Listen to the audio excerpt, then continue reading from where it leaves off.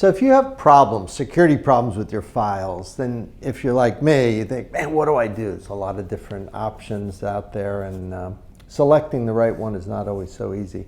I have a friend of mine here, a fellow New Jerseyan, who's running a company that's got some very cool software that we've been looking at. And I want you to stick around and listen to Fred's going to tell you a little bit about how it works, and we'll have a little chat. Might even involve some stories about the Jersey Shore. So I hope you stick around, and I think you'll learn something.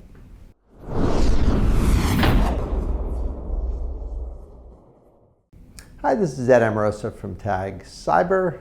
I want to welcome you to our discussion today.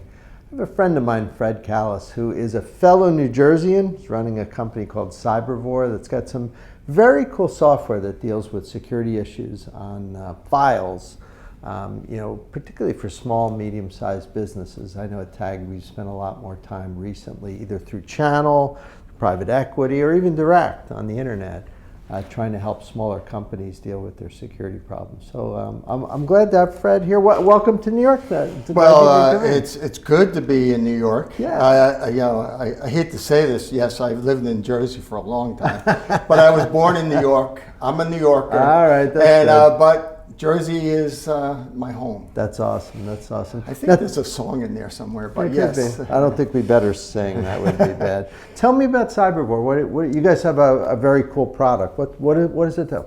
Our main product really has to do with what we call fragmentation. Right. Okay. We utilize today's encryption, not only for today's AES 256, but also, as we go into the quantum world or post-quantum algorithms, because that's becoming a bigger problem. Right. So what we do is we combine that together. And our target right now is small to medium-sized businesses. And we've done that because most of the processing that we use, we do two things. We bring this together personally to the person who owns it. They're the only ones who can use it. And then they can put it anywhere they want. So you're encrypting files, basically. Files. You fragment them and multiple, yes, which is actually up to the user and how much they want to do this. Right. So they have a level of security that they've never had before. Like if I'm a law office or a doctor's office or a small it's funny you say that, Ed, right? because small to medium-sized businesses, they're hit with privacy laws. Yeah. Their financial is dealing with ransomware, right? Ransomware is a big one. Ransomware is a big one. However, ransomware, if you have good backups, whether you're working with a MSP or you're working with your own backup systems, you can come back from ransomware. The problem is today is that whether data is encrypted or not, if it's stolen, it can be sold on the dark web. Which means as a small business or even a medium size, you're liable for that. Now, when you first told me about the company, I see it called Fragglestorm. I was like, what? And then I thought, well, frag, I guess, is like fragmentation. Yes, is that where it came from? It's a cool name. I wish I could take license to that, but it wasn't me. It was my CTO, David Falkenberg, who came up with that. He's a smart dude, that guy. He is really a smart guy, and I bow myself to his intellect. And for me, what I'm trying to do is simplify something that's very technical. Right. I mean, if you think about it, we don't change the way a user works. They just come in and make sure they're identified to the way, that's their data, and they worked as they always did. That's true. And small companies are not going to have security experts on staff. They're not. It's just not going to be like you're dealing with a big bank. Right. They want something. Put it on my computers, set me up, and that's it. You're like an office manager in many cases. Yeah. So the fragmentation drives not just, like you said, modern encryption, but you mentioned quantum. Yeah. I got to tell you, as we film right now, there was a report that I read a few days ago where the Chinese government actually broke 22-bit RSA. Now, I heard that. No, that's not. We're excited. That's not a full. We're excited because we can help with that. We can help with that, Ed. You know that. Okay, I'm gonna, because you're a founder, I'm gonna let you be excited. Thank you. For the rest of us, we're horrified, but whatever. We'll bring the techies in to do that. No, no, it is a problem. It is a problem, and the problem is because we're liable for it. You know, no business wants their information stolen. I don't care if it's an individual, their private information. You know, we're even dealing with college kids, right? Their data is being stolen, and they're using it against them for extortion. Right. That is absolutely true. Now, how are you selling? Do you have a sales team? Are you going through partner, through channel? What's the answer to all that is yes. Like all of the above. Okay. Yeah. So. Welcome to being a small company I know, yourself, right? Hey, whatever. Look, I dance for my dinner, okay? So for me, I mean, we set up the website today for $200 for a year. You can have FrancoStorm on your desktop. You don't have to pay for any cloud processing. You just decide where you want to put it. We don't care if you put it in the cloud, on premise, and not just in one location, but multiple locations. So you decide how much security you want.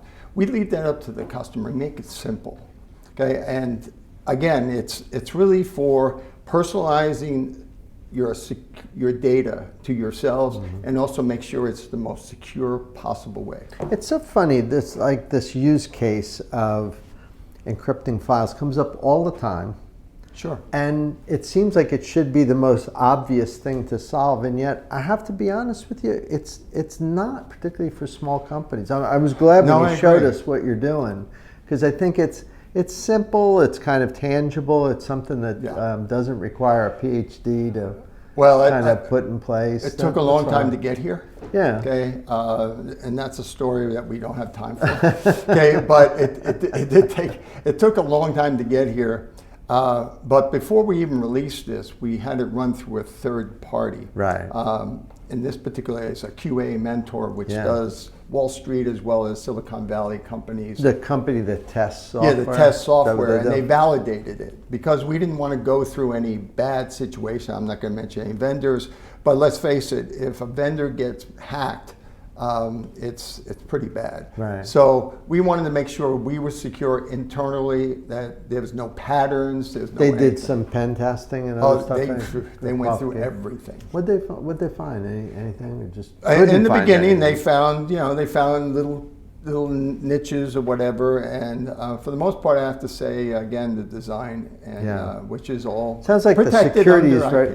My experience is usually it's not the security, it's the usability that's always been the problem. Well, usability, like I said, once it's set up, a customer knows where they want to keep their data.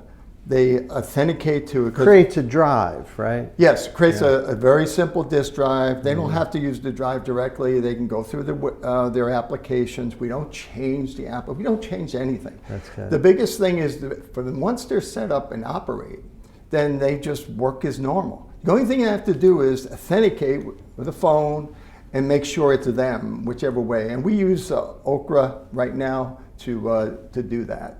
And so we're compatible just about to anything. That's fantastic. Yes, it's good. We're trying to keep it simple, and that's our whole. For SMB, you have to. There's no question. It has to be for all of them. Yeah, I think with the bigger companies, you have the advantage sometimes of an IT team that can curate a little bit. Like if you and I wrote some software, it's really good, but it's a little harder to use. If you sell it to a big bank, they can say, all right, I got it. We'll make this usable. But a small company is not. No, they don't have it, but they have MSPs, which we work with and we partner with. Yeah. And we don't do services. We make great software. They do great services, and there's some really good ones out there. I would think MSPs would be a good partner for you guys. They are, and as well as we're working with some larger vendors as well, because we are going to server and we are going to cloud. We have to. Okay, everyone here has the experience of not just small businesses but enterprises. We work with some of the biggest firms on Wall Street, which you're on. I love that. Now you're in Red Bank. I'm in Red Bank. Is that the new Silicon Valley of New Jersey? I don't care where it is as long as it's in the U.S., okay? And it's not in Shanghai. Red Bank is 2 minutes from where I went to high school, so you're right in my neck of the woods. Well, you went to a great high school, so. About 300 years ago, it seems well, like, I'll tell you. but you Red don't Bank's look at- always been kind of a cool, very eclectic area. Yeah, it's a So I'm great glad to area. It's a see great some tech area. going on You there. got Bellworks there. Right. You have a variety of different things, all the way up into New Jersey, and now New York, and now New York is all the way going up to Albany. I mean, for tech, especially in quantum, because Yeah. quantum is getting bigger with IBM, Right. and let's not forget AI. Right. You have AI, but the real big one is the agentic AI, where actually it'll be doing things for you. It's not about the process; it's about the output. We will see. I wish it would do my email for me now. That would be fun. That's going to be a piece of cake where we get to. I hope so. I hope so. Now, how'd you find the gang to do the company? It was a bunch of people you'd been working with previously?